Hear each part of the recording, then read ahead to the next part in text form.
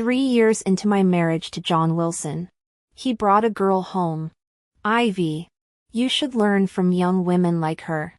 Stop being such a lifeless log. I calmly smashed our wedding photo and handed him the long-prepared divorce papers. John. Let's divorce then. I'll make room for her. His friends all swore I'd starve on the streets without him. John thought the same. Once she suffers enough out there, she'll realize what a blessing it is to be Mrs. Wilson. But after a week, then a month, I never went crawling back. John grew restless, anxious, sleepless. One midnight, he showed up drunk at my new place. Ivy. If it's money you want, I'll give. The door opened to reveal a shirtless stranger in sleep pants. Fresh scratches across his abdomen. Jake Brown raised an eyebrow, irritation lingering in his gaze. Mr. Wilson, what madness brings you to my wife's doorstep at this hour? At Golden Hills Private Club, John kept the exclusive penthouse suite year-round. I removed my coat, draped it over my arm, and pushed through the double-carved doors. There he was, silver-gray shirt half unbuttoned, tie long gone.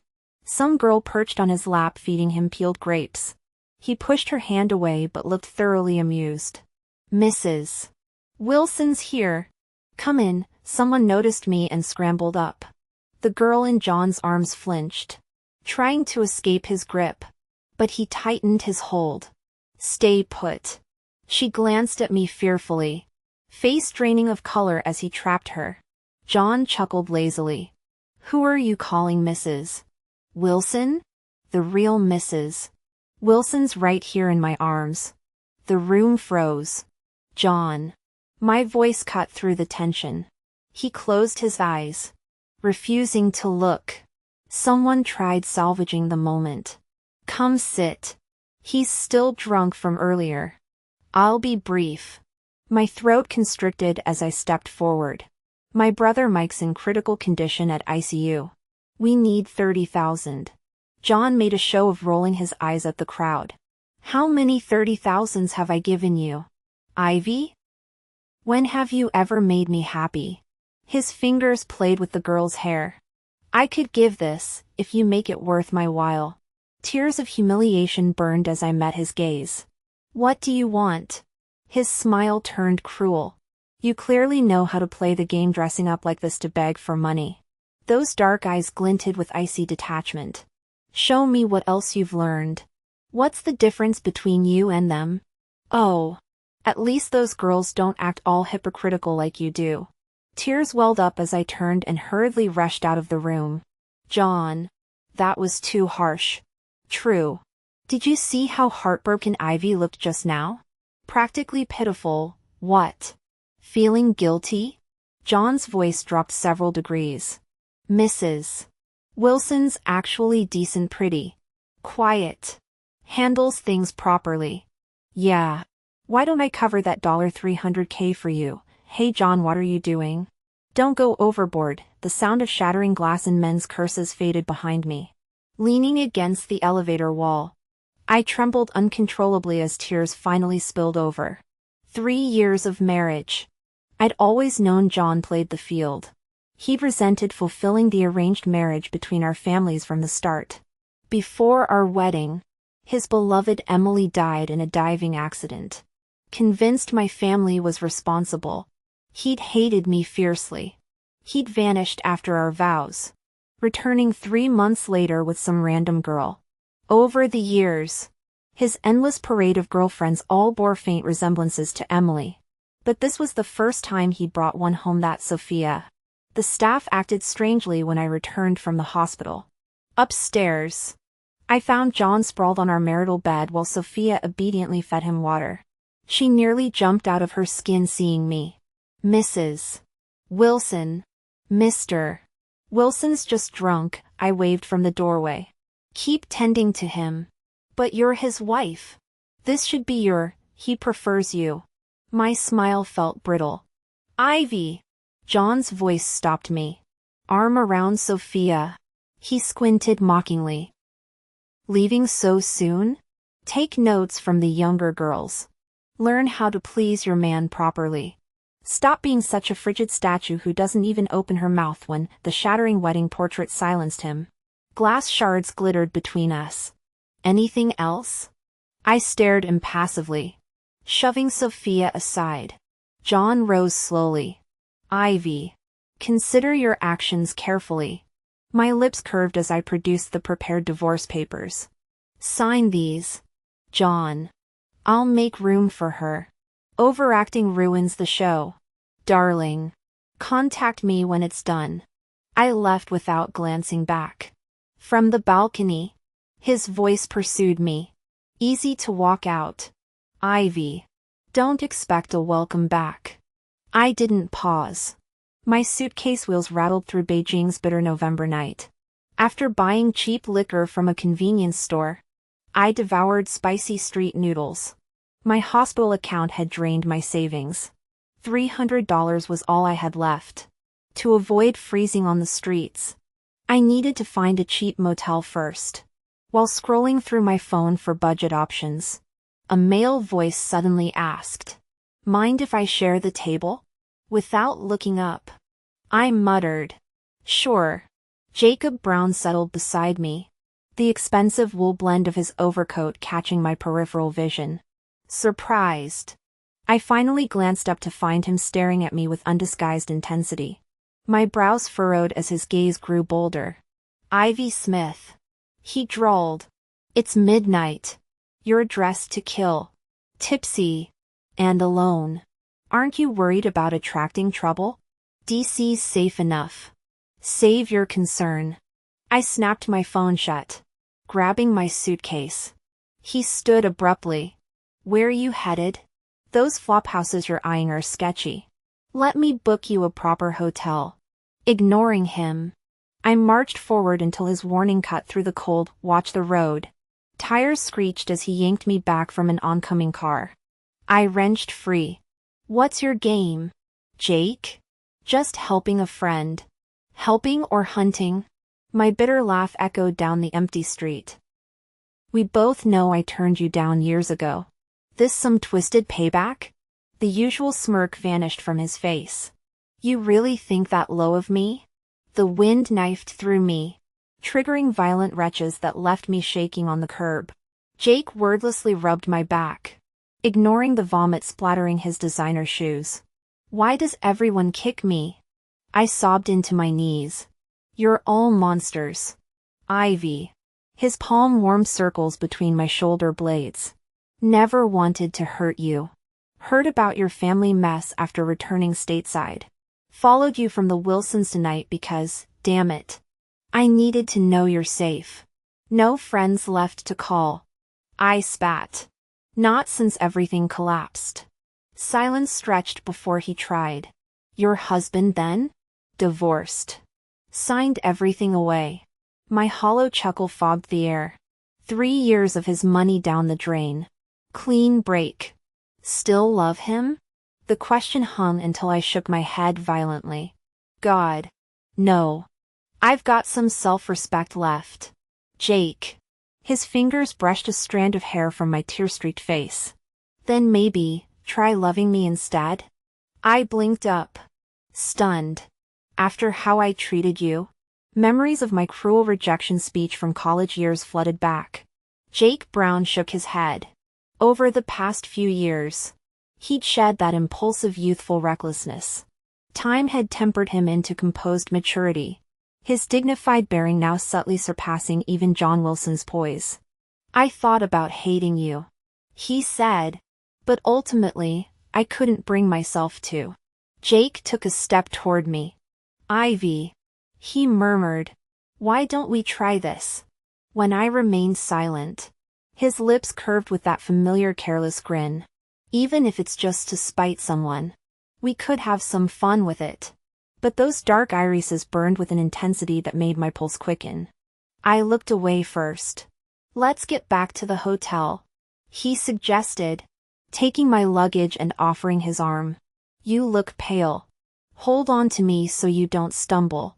After settling me in the suite, Jake turned to leave. Steam still clung to my skin from the shower. my damp hair now fully dried by his patient hands. As his fingers touched the doorknob, I called out, "Jake Brown." When he turned, I rose on tiptoe to loop my arms around his neck, pressing my lips to his.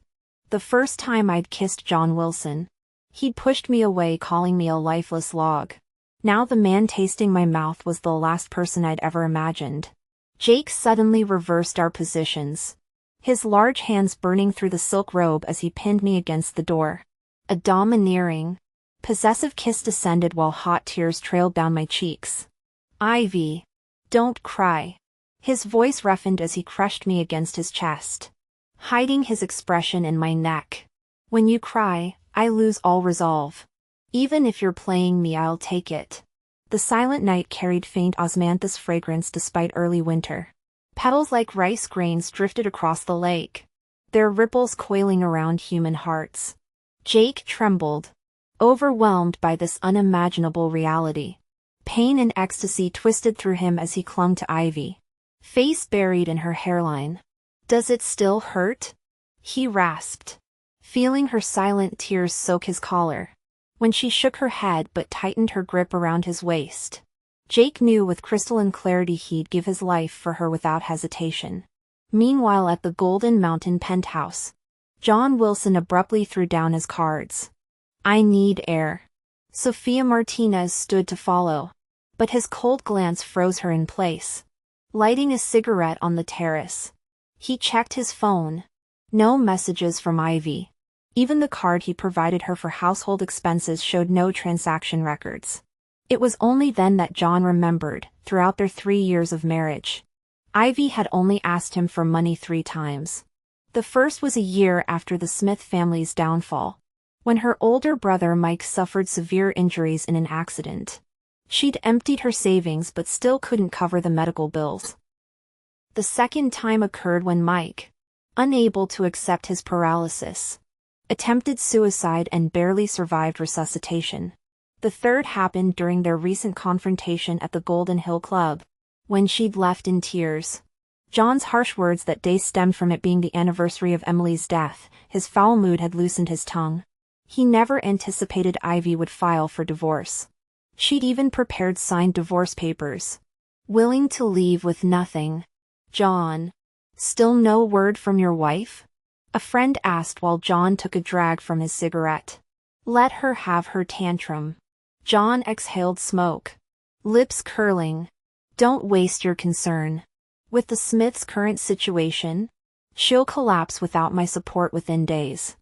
Her brother's medical needs are a bottomless pit." This conviction about Mike's dependence was why John remained certain Ivy would never follow through with divorce. The siblings' unshakable bond meant she'd never abandon her paralyzed brother. The thought steadied John's simmering irritation. Crushing his cigarette, he shrugged. "She needs reality to humble her. Soon enough, she'll remember how privileged it is to be Mrs. Wilson. Your father's birthday banquet is in 2 days. You'll bring her, right? Give her an olive branch." Women soften with coaxing. The friend sighed. "Look at Hansen. Ever since she started that affair with Shin Liangzhou in Hong Kong, he's been a wreck for over a year." John's knuckles whitened on the balcony railing. Seizing the hesitation, his friend snatched John's phone, facial recognition unlocking it. He dialed Ivy's number before John could protest, perhaps because part of John wanted this call made. The robotic voicemail greeting, "The number you've dialed is unavailable," drew a bitter laugh from John. She'd blocked him. Maybe bad reception. "Let me try again." "Don't bother." John reclaimed his phone, storming toward the private lounge. He froze mid-stride when a new call flashed on his screen.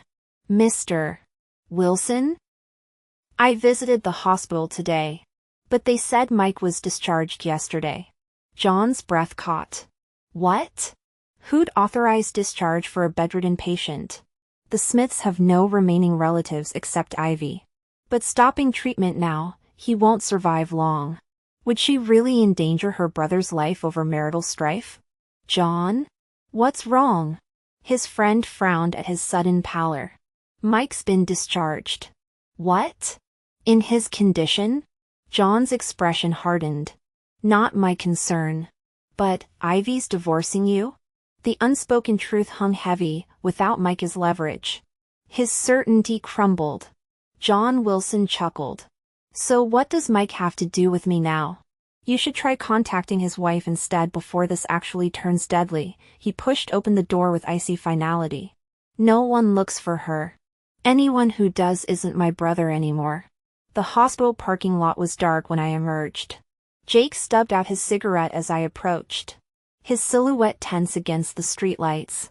Our relationship had shifted since that night, him secretly arranging my brother's transfer to Haicheng, covering the astronomical medical bills despite my insistence on repayment. Even after I'd signed the promissory note, he kept finding ways to stay involved. Stop micromanaging the caregivers. Jake intercepted me near my car. His breath formed clouds in the cold air. They're top-tier professionals. He's my only family left. My gloves squeaked against the steering wheel. This is all I can do for him now. Jake's laugh warmed the frosty space between us. Ivy. His gloved hand brushed mine. When's the last time you did something just for yourself? The question caught in my throat like trapped smoke. 3 years evaporated in that moment. First, father's financial ruin. Then Mike's accident. My violin case gathering dust. Paintbrushes dried into brittle sticks. John's voice still hissed in memory. A Wilson wife doesn't work. You've been socially isolated for years. Not incompetent. Jake guided me into the passenger seat. Reopen your art studio. Restart violin lessons. Hell. His eyes crinkled with sudden inspiration. Launch a Qipao design house. You're the only woman who makes silk look dangerous. The ignition purred to life. Those all require capital. I already owe you dash. Smart investments require vision. His knuckles whitened on the gearshift. Let me back your renaissance. But first.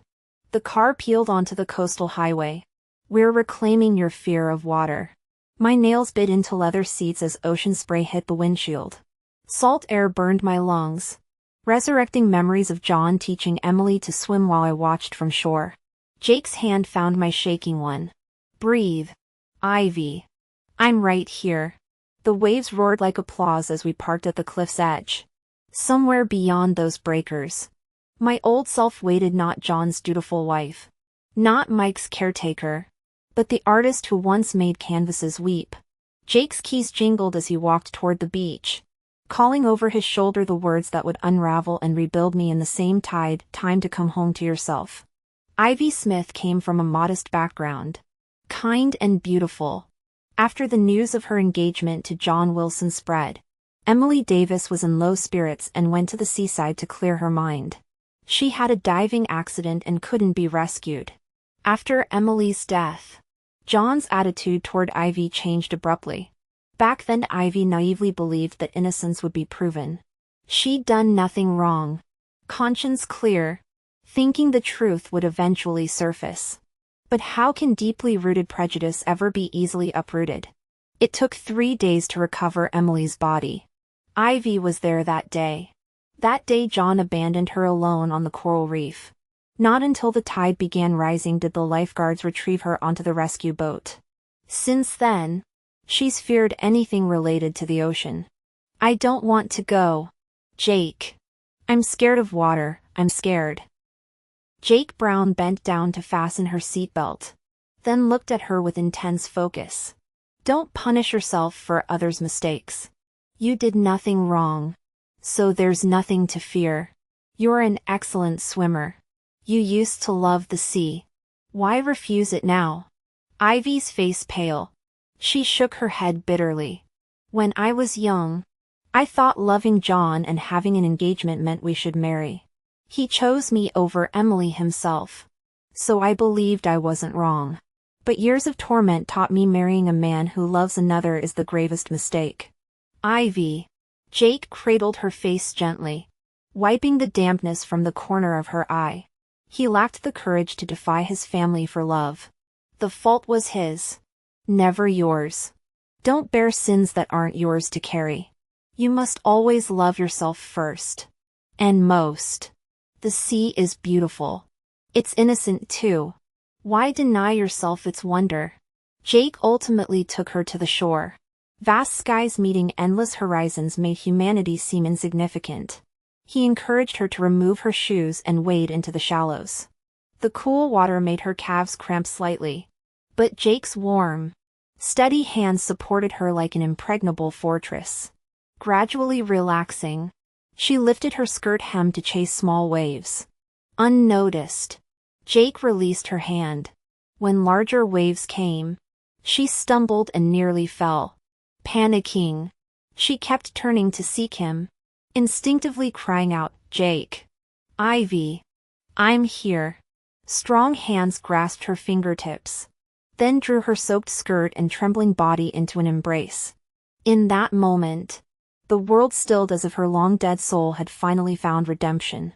On the third day, Jake took her diving. Fear kept her from venturing deep, yet this marked tremendous progress. Our final afternoon found us sunbathing on the deck. I can't recall who initiated the kiss. Only that it lingered sweetly, making hearts flutter. The seaside villa welcomed ocean breezes. The sound of waves crashing against the rocks lingered in the air. Jacob Brown coaxed me into sipping some red wine. When I grew tipsy, he lifted me onto the balcony railing. My lingering fear of the ocean resurfaced, compounded by the vertigo of being suspended high above ground with nothing to secure me. I clung desperately to his neck, my legs locking around his narrow waist. His laughter brushed my ear like a secret, "Ivy, why are you trembling?" "I'm scared. The railing's too narrow. I'll fall." "Jake, with me here?" His lips grazed my earlobe, sending electric shivers down my spine. The dizzying sensation pulled me deeper into delirium. "Stop this or I'll ignore you." My weak protest dissolved as he pretended to release his grip. My terrified scream became a vice-like embrace around him. "Let's go inside."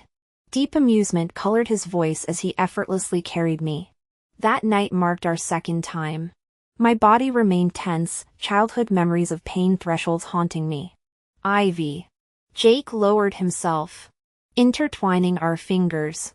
His kiss alighted on my brow. "Close your eyes. Relax. Jake. I'll cherish you. Ivy." The earnestness in his dark eyes glowed tenderly. I obeyed silently, eyelids fluttering shut. Beyond the floor-to-ceiling windows, waves shattered against cliffs into froth. I felt like a skiff tossed on midnight swells, cresting turbulent peaks, except this vessel would eventually breach the storm into a vast, welcoming harbor. John Wilson jolted awake at 4 a.m. Moonlight silvered the Wilson family mansion in One Park, his and Ivy Smith's marital home. Ivy had left during Beijing's first frost. Now the second snowfall blanketed the city. His dreams still clung, Emily Davis weeping crimson-rimmed accusations. "John, are you forgetting me? Have you fallen for Ivy?" He sat breathing until the phantom voice faded. Logically, he'd known for years, Emily's death was accidental. Ivy blameless. Perhaps some subconscious self had predicted this attraction, prompting those early cruel attempts to smother it. Yet how could any man remain immune? Even his friends, even Vincent Fu, had advised him to release Emily's ghost and embrace life with Ivy. He'd tried. Truly. But by the time he resolved to try, frost had already crystallized around Ivy's heart. She still tended him during drunken nights, yet evaded his touch with glacial precision. She refused to let him kiss her and avoided being alone with him. She even gently suggested with a smile whether he wanted to call his girlfriend. This perpetually composed woman ultimately shattered their wedding portrait before signing a divorce agreement relinquishing all marital assets.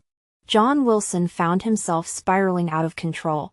At social gatherings, he'd zone out amidst laughter. The home's furnishings and meals irritated him, though everything remained precisely as Ivy had arranged.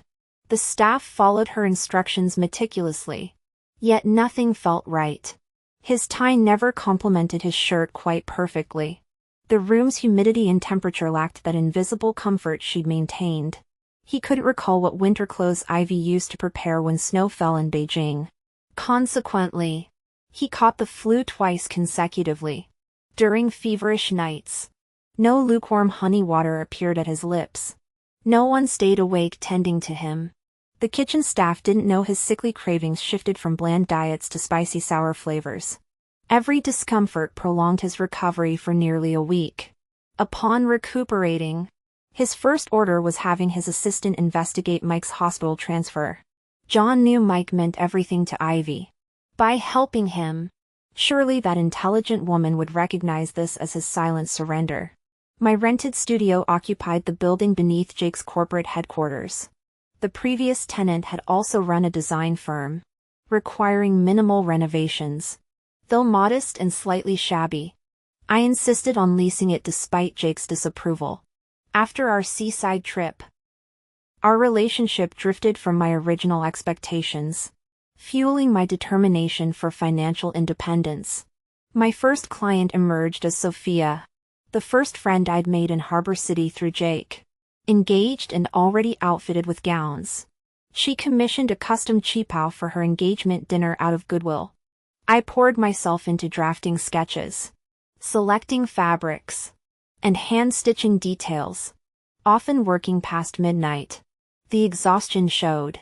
"Your dark circles," Jake remarked during a 1 a.m. pickup, tracing my chin, "and this pimple from stress. Sophia's engagement dinner isn't worth ruining your health." I examined myself. The studio lights indeed revealed newfound weariness. Yet the thrill of creation outweighed fatigue. My hands shaped beauty again, stitch by glorious stitch. When Ivy's cheongsam is ready and the studio hires more staff, things won't be so hectic anymore. Jake glanced at me while driving. "Do you notice any changes in me lately?" I studied him seriously. Still handsome with that prominent nose and chiseled features. After waiting too long, faint stubble shadowed his square jaw, amplifying his masculine aura to overwhelming levels. Staring at him made me inexplicably self-conscious after a moment. "You look the same as always," I answered. Jake kept one hand on the steering wheel while grasping mine with the other. "Ivy, can't you see the frustration written all over my face? The desolation of being neglected by my own woman?" His lowered voice throbbed in the confined car space where intimacy bloomed rapidly. Flushing, I tried withdrawing my hand only to have him tighten his grip. "Will you let me stay tonight?"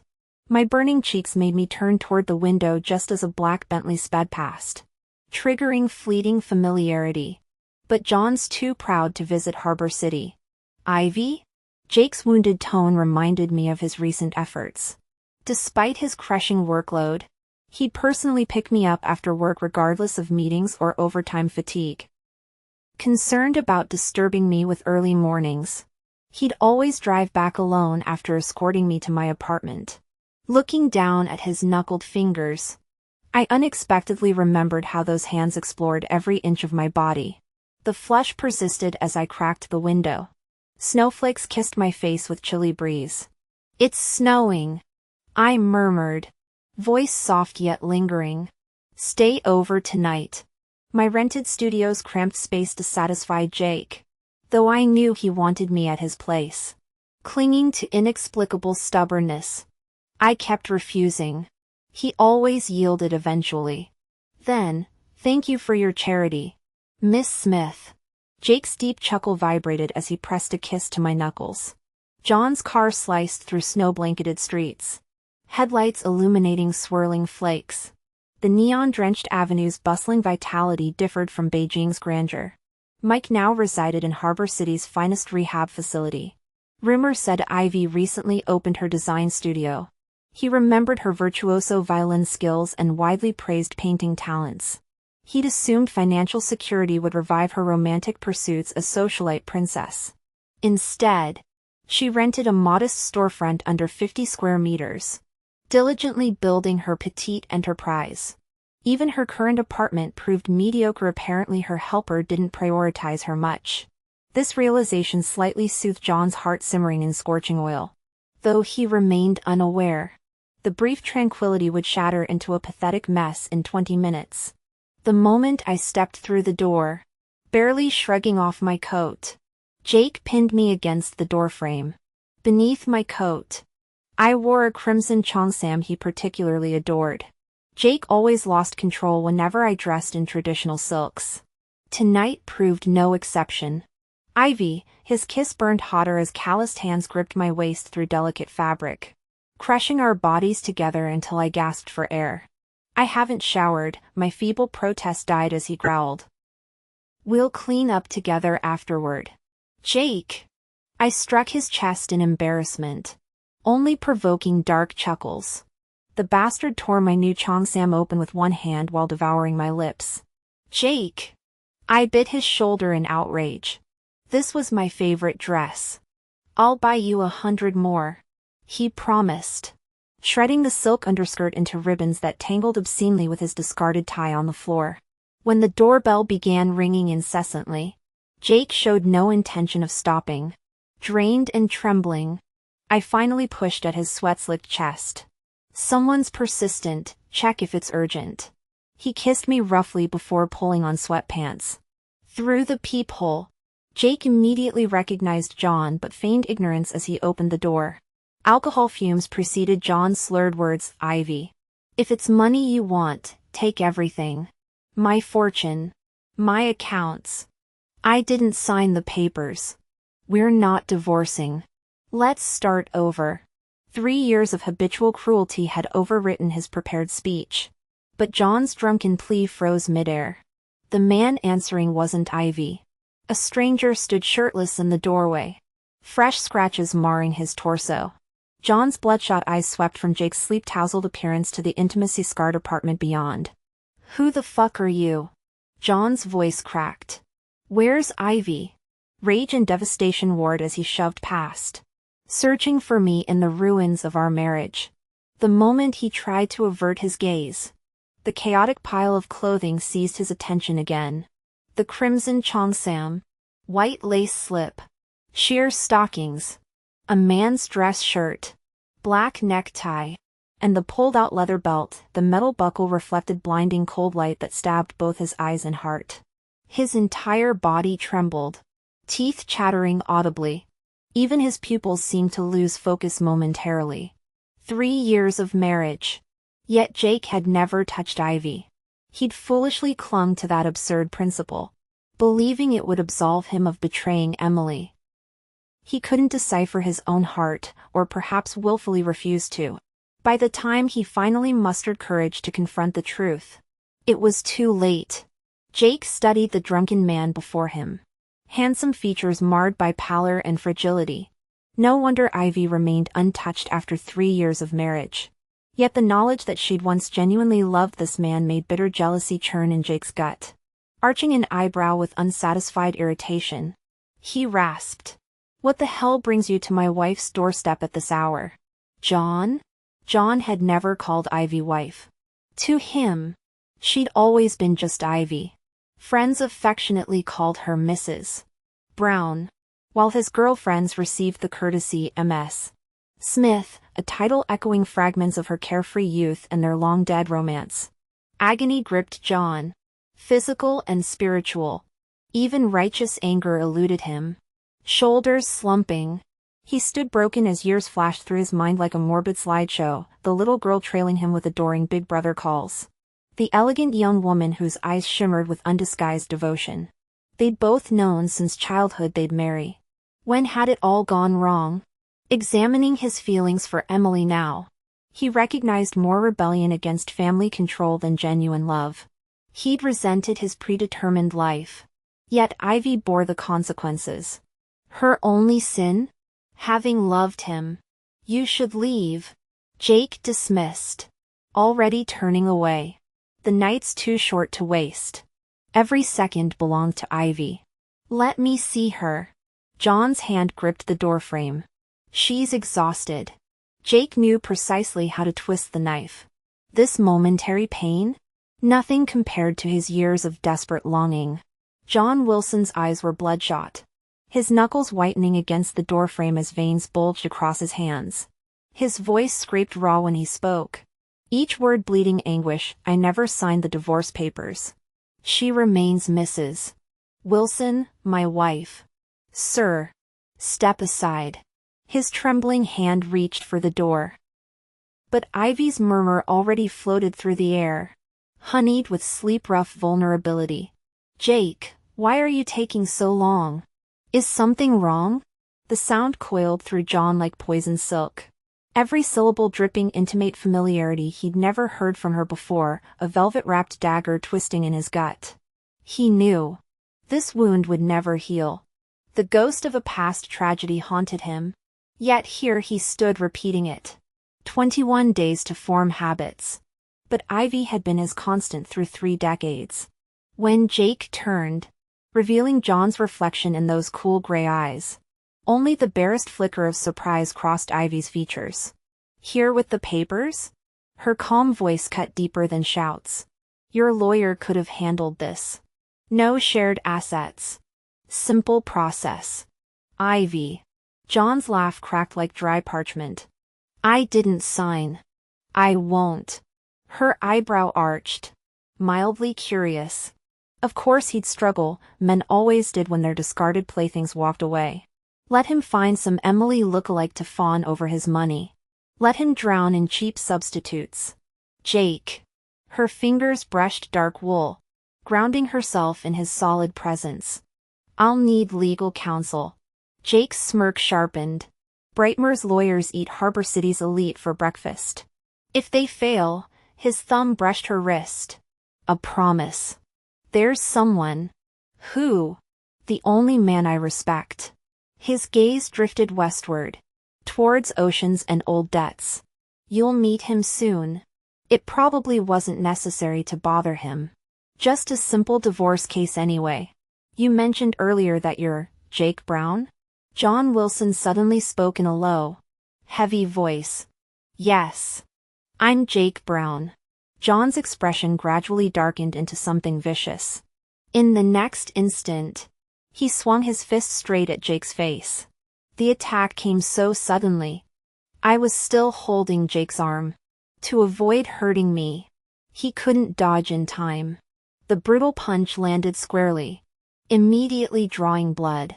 Seeing him injured, I felt all the blood in my body freeze for that split second. For the first time in my life, I lost composure. I rushed at John and slapped him hard across the face. My sharp nails scratched John's cheek. I glared at him furiously. Get out of my house right now. Ivy. You hit me for him? John touched the wound on his face. Then looked up at me. You struck me over this homewrecker who covets another man's wife? You call her your wife. John Wilson. You've been married to her for 3 years. But when did you ever treat her as your wife? Do you have any idea that what you took for granted was something I never even dared dream about? Do you know how it felt when I heard about all the humiliation and suffering she endured these past 3 years? How much it tore me apart. This is private marital business between Ivy and me. What's it to you? John, Jake's eyes turned icy cold, blood crusting at his split lip. His bitter smile deepened the anguish in his gaze. That year when Ivy got lost hiking in the mountains. It was actually me who... Shut up! John's eyes filled with panicked terror as he pushed me aside, trying to stop Jake. But I stepped forward, shielding Jake. I looked up at him calmly, though my voice trembled. Jake Brown. Finish what you were saying. Every word. And don't you dare lie to me. Ivy, Jake shook his head with a pained smile. It's all in the past. There's no undoing things. No. There are no second chances. I stared at him, yet somehow saw my younger self reflected in his eyes. Remember when our college club went hiking? Those mountains weren't fully developed then, no proper trails anywhere. I fell behind, got lost, then tumbled down a ravine and injured my leg when I was freezing and in pain, slipping into unconsciousness. It was John Wilson who found and rescued me. Jake lowered his gaze, maintaining controlled composure, but his tightly clenched fists betrayed his true feelings. It was actually you who found me first. Wasn't it, Jake? His head snapped up. Ivy. I saw the torment and irrevocable regret in his eyes. I knew how much this hurt him. But my pain cut deeper. Our younger selves had been so reckless, carelessly wounding those who cared for us. But what's wrong with pure affection? With love that respects boundaries? So what if he found you first? Ivy. You were my fiancé. He coveted you. Pursued you, that proves he's morally corrupt. I lied to protect you from him. Was that wrong? And what about you? You had a fiancé yet still manipulated that innocent Emily Davis. You made her fall in love then abandoned her to her death. John Wilson. You're the selfish, manipulative villain here. Emily's death wasn't an accident nor my doing, she died from your arrogance, cowardice, and indecision. But I'm not that foolish girl. I won't waste my life pining after scum like you. John. Don't destroy what's left of our childhood bond. Sign the divorce papers. I refused to look at him again, turning instead to Jake Brown. Taking his hand, I murmured, I'll wait in our room. My hands are freezing, come warm them soon. That night, Jake somehow dealt with the drunken John. He joined me in the bedroom within minutes. Ivy. He embraced me tightly, pressing my cold palms against his abdomen. When I opened the door earlier, I told that Wilson bastard you're my wife now. You're not angry? Then will you be my wife? His voice cracked slightly. Why didn't you tell me years ago when you found me first? You said you hated me, that I should disappear. I remembered young Jake, a tall basketball player with sun-browned skin. Handsome but with a goofy grin. Back then, he hadn't matched my taste for refined scholars like teenage John. How ironic. The seemingly unreliable jock became devoted, while the gentle scholar proved fickle. Actually, you weren't that annoying. I touched his cheek. I'm sorry, Jake.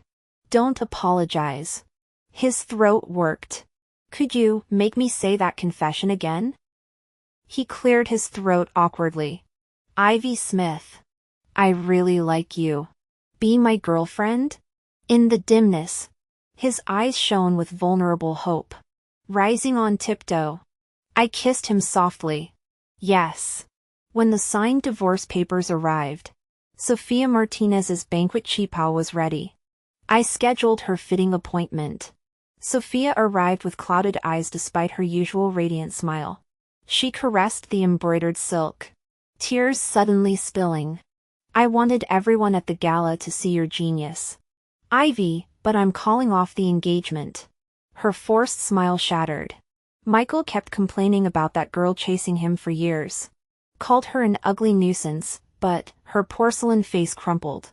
They were photographed together last night. He had publicly humiliated her many times. At their class reunion, when she pretended to be drunk and fell into his arms, he nearly raised his hand against her. But now, that girl Sofia threatened suicide upon hearing about his engagement. He was in the middle of a meeting but recklessly sped to her apartment and slept with her. He said Sofia kept insisting this was her only wish to be his woman, threatening to die otherwise. I couldn't just let her die, he claimed, calling it a mistake to end things cleanly so they'd have peace. Sophia's tears fell like broken pearls onto Ivy's hands as she clutched her. But Sophia, does real hatred lead someone to that bed?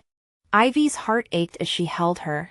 Let it out, Sophia. Tears help heal. She wiped her eyes resolutely. After today, I won't shed another tear for him. You're so lucky, Ivy. Jake loves you completely. Her fragile frame walked away with stubborn pride, mirroring Ivy's younger self as her own tears fell. At Ivy's wedding to Jake, Qin Shi and Shin Liangzhou came from Hong Kong. Though she hadn't invited Beijing connections, uninvited guests arrived. Fu Hanqing brought extravagant gifts, some clearly from John, leaving early due to the Wilsons' presence. He didn't see John waiting in the Bentley outside. She just thanked me, Fu reported. John gazed bitterly at the celebration before leaving. When Fu mentioned Qinshi's pregnancy and Shen Liangzhou's devotion, his smile held acceptance. Time heals, he told John, who remained silent. The truth had crystallized that snowy night years ago when John saw Jake emerge from tangled sheets, the final proof that stolen love must be returned. The next year, my brother Mike passed peacefully in sleep after years of illness. His brilliance confined to sick beds. My design studio flourished in Shanghai that same year, the pain of loss transmuting into creative force. The following year, I discovered I was pregnant with twins, a boy and a girl. Jacob Brown became so overwhelmed with joy that tears welled up in his eyes. Nothing compares to the satisfaction of seeing a dream come true from his youth. I held him close and whispered in his ear, "Jake, we have our whole lives ahead of us." During those years when my life kept spiraling downward, he became my anchor and helped me rebuild myself. All I can offer in return is this unwavering love and a lifetime by his side.